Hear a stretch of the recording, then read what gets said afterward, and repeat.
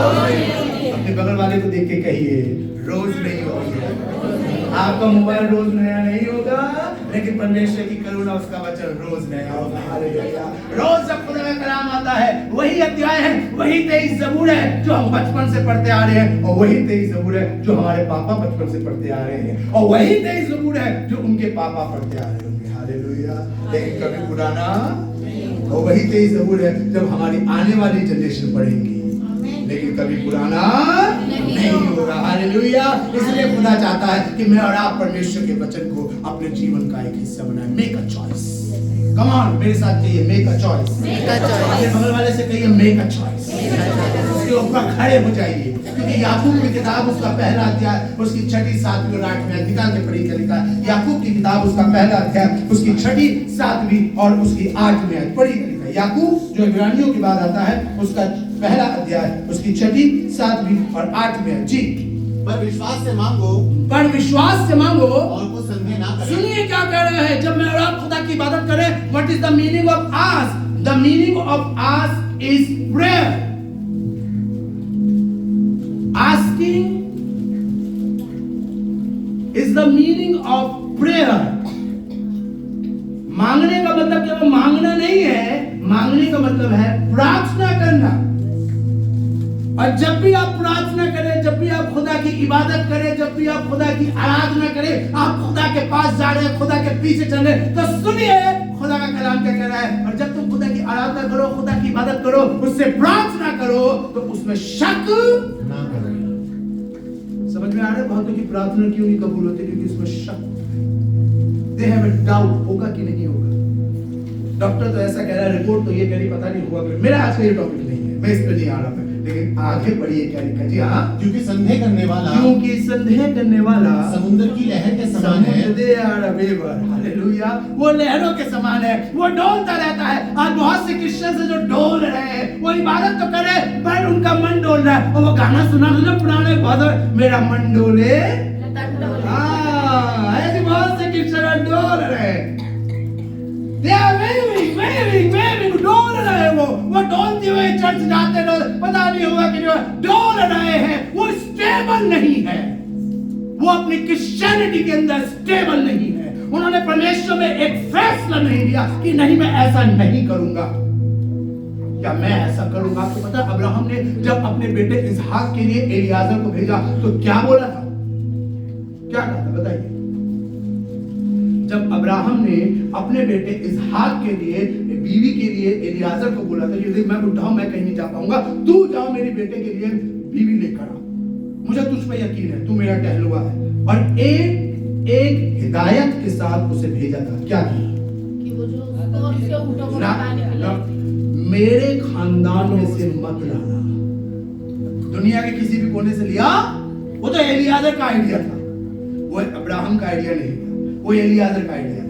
लेकिन उसने एलियाजर को ये कहकर भेजा था, मेरे खानदान में से मत लाना। वाह, हम तो अपनी जाति में ढूंढते हैं। कितने क्रिश्चियन ऐसे नहीं, हमारी जाति की नहीं है, ये हमारे उसकी नहीं है। अलीगढ़ से मत लाना, हम अलीगढ़ वाले ना, अलीगढ़ वालों से हम शादी नहीं करते। हम आगरा वाले, आगरा वालों से हम नहीं करते। कितने रिश्ते आते हैं हमारे पास, हम कहते हैं अच्छा बताइए लड़की कहाँ की देखे, लड़का भाई साहब कहीं की भी देखना, अलीगढ़ की मत लाना, आगरा की मत लाना। हम वही के हमारा गांव है इसलिए नो बाइबल क्या कह रही है? सुनिए खुदा कलाम क्या कह रहा है। खुदा कलाम ने अब्राहम ने एलियाजर से एक बात कही, तू मेरे बेटे के लिए बहू ला, दुनिया के घूम, जहां तुझे जाना है जा, मैं तुझे पैसा दे रहा हूं, तेरे पास पैसे की कमी नहीं होगी, तू जा घूम, जहां जाना है जा, लेकिन मेरे खानदान में मत जाना।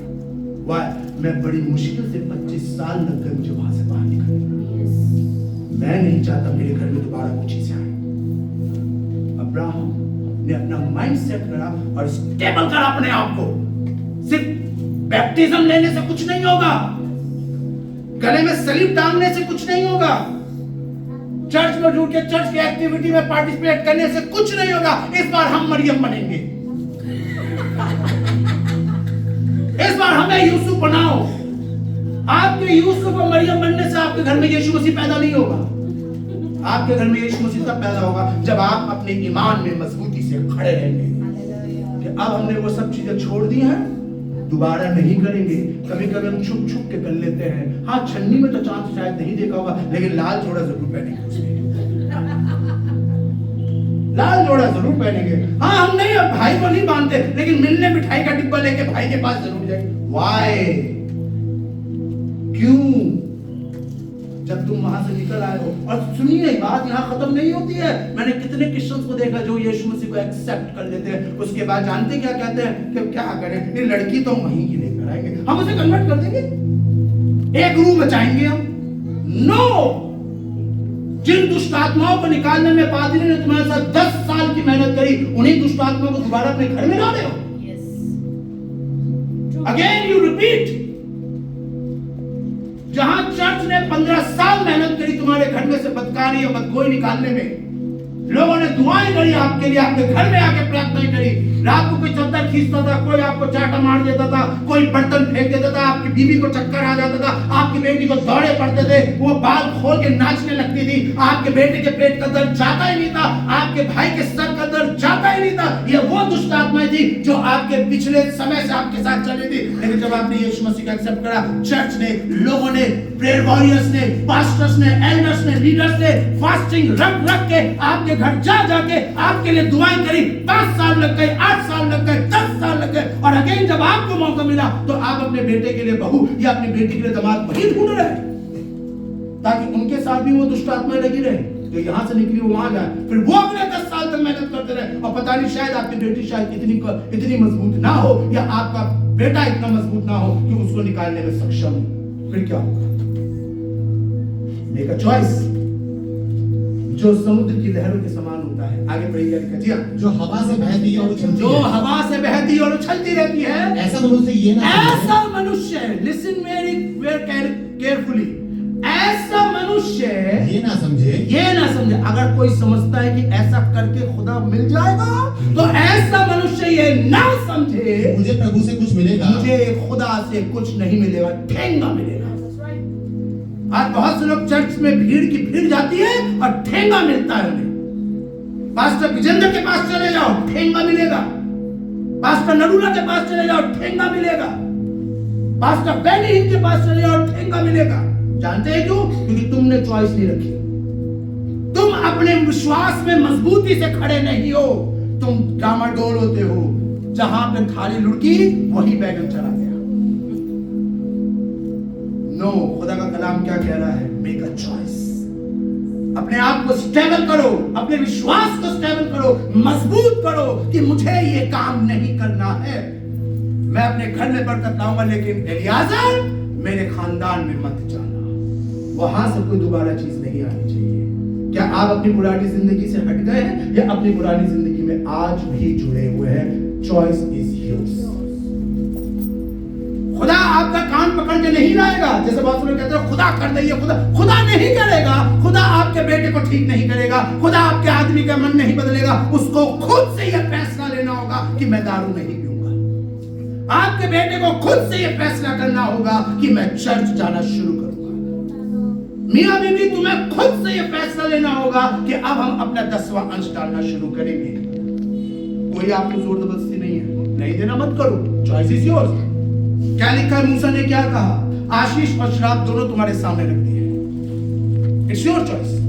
अगर तुम ये करोगे तो बरकत मिलेगी, और ये करोगे तो श्राप मिलेगा। और वही बात यहोशू ने कई साल बाद, मैं सोचता शायद इस बात पर तकरीबन 30-40 साल बाद यहोशू ने अपने फेरवेल वाले दिन इस वाली बात को कहा, चुन लो आज तुम्हें किसकी सेवा करनी है। उस खुदा की, उन लोगों की, उन देवताओं की जो महानत के उस पार थे, या उनके जिनके बीच में आज तुम रहते हो। लेकिन मेरे और मेरे घराने के बाद I have a choice to live rest of my life with my God.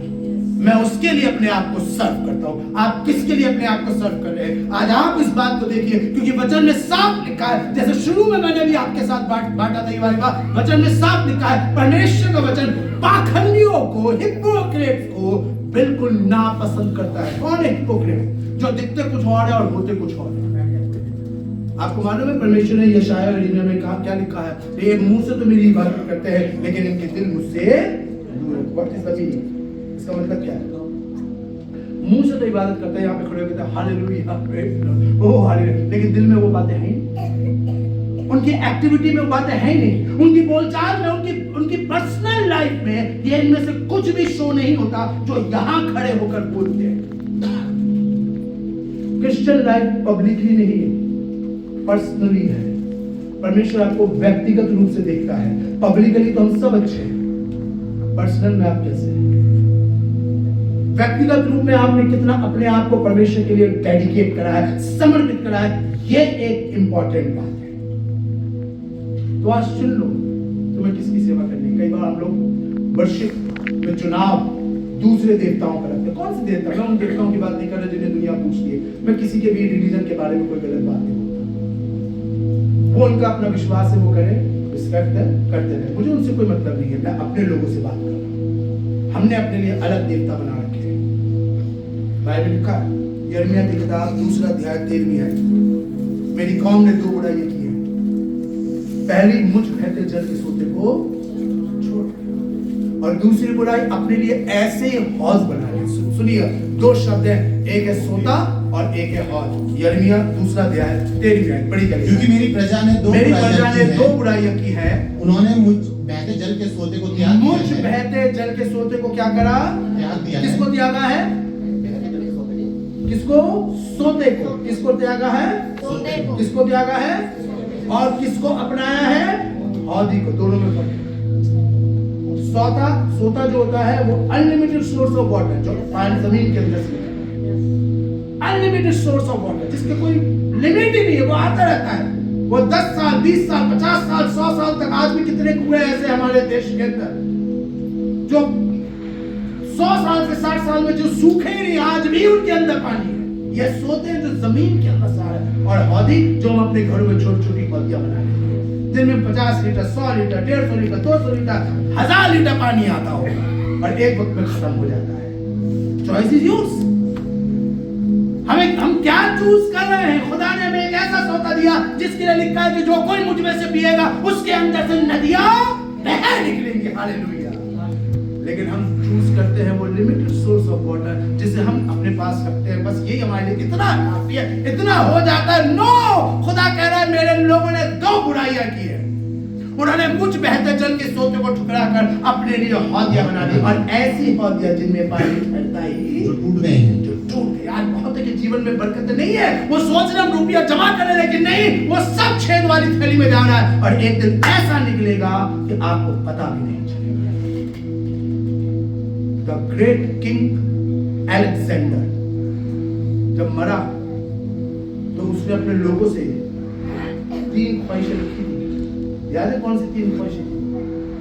Number 1, उसने कहा कि जब मैं मर जाऊं तो मुझे कंधा देने वाले मेरे घर का कोई आदमी ना हो, मेरा कोई रिश्तेदार, मेरा बच्चा, मेरा भाई कोई ना हो, मेरे को कंधा देने वाले मेरे सारे डॉक्टर्स हो। तो लोगों ने कहा ऐसा क्यों? उसने कहा ऐसा इसलिए ताकि सारी दुनिया को पता चले कि पूरी दुनिया में से 1/3 दुनिया पे राज करने वाला द ग्रेट किंग अलेक्जेंडर को मेडिकल साइंस बचा नहीं पाया।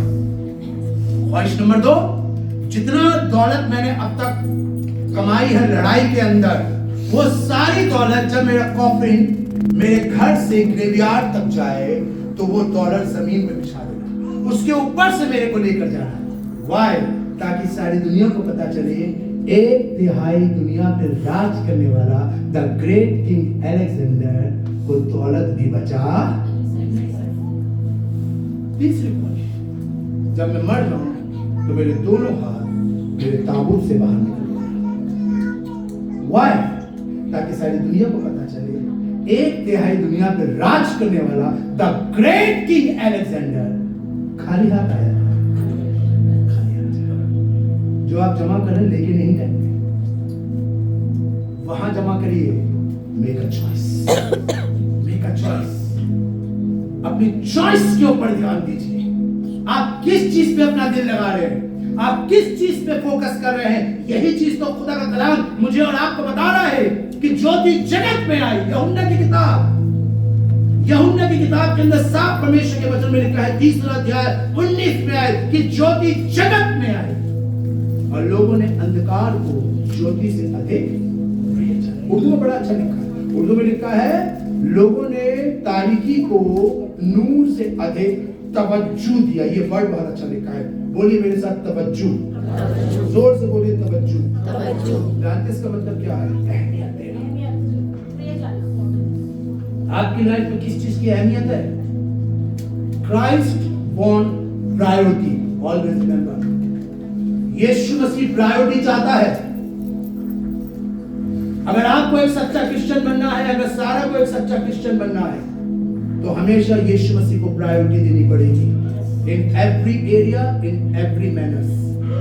अगर प्रायोरिटी नहीं दी, हाँ कर लेंगे, दुआ बाद में कर लेंगे, चर्च बाद में चले जाएंगे, टाइट बाद में डाल देंगे, बाइबल बाद में पढ़ लेंगे, मीटिंग बाद। अगर आप ये बाद वाला सेंटेंस अपनी लाइफ में लेके चलेंगे, then I am sorry to say you are not a true Christian। क्योंकि क्राइस्ट वॉन्ट प्रायोरिटी। मत्ती 3 अध्याय में क्या लिखा है? पहले, ये लिखा है ना, पहले first you seek the kingdom of God, then do whatever you want after that. First you seek, पहले तुम परमेश्वर की राज्य की खोज करो। संडे आया तो पहले चर्च जाओ, तनख्वाह मिली तो पहले दशमांश निकालो, घर में कुछ अच्छा हुआ तो पहले प्रार्थना करो, कोई चीज ली तो पहले खुदा के खादिम को बुलाकर उस पर प्रार्थना करो, उसके बाद सड़क पर उतारो। फर्स्ट यू सीक, अपनी लाइफ का पहला हिस्सा खुदा को दो। आज जवान अपनी जवानी में अपने खालिद को याद करें। महिलाओं, ये आपके ऊपर भी जिम्मेदारी बनती है। जब आप सुबह उठते हो, कितनी महिलाएं ऐसी सुबह नहीं उठती है? बहुत कम उठती है। आजकल की तो नहीं उठती है, पुरानी वाली तो उठती है। अर्ली मॉर्निंग उठ के आप सबसे पहले क्या करती है? आप दुआ करिए, झाड़ू लीजिए, झाड़ू लगाइए और दुआ के साथ कहिए, आज बीमारी मेरे घर से निकल जाए, आज गरीबी मेरे घर से निकल जाए, आज कलेश मेरे घर से निकल जाए। देखिए खुदा कैसे आपको बरकत देगा। फर्स्ट, शुरुआत में ही जवानों, सुबह उठते ही, आजकल मैं देखता हूं जवान सुबह उठते सबसे पहले मोबाइल उठाता है। अभी आंख नहीं खुली है, यूं निकल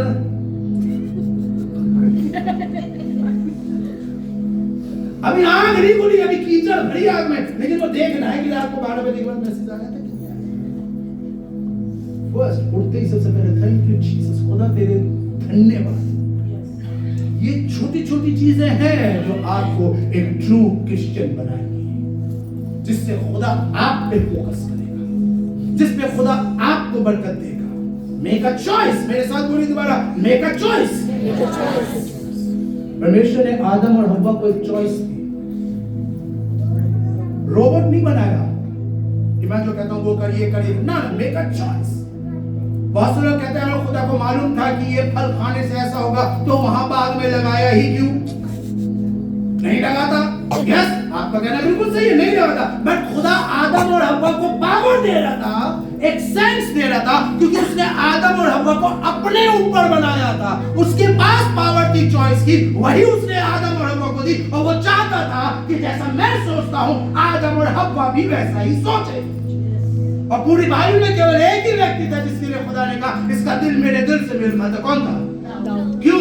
क्योंकि उसके पास भी वही सेंस जो खुदा के पास है। जैसा खुदा सोचता था वैसे दाऊद सोचता है। क्या आप सोचते?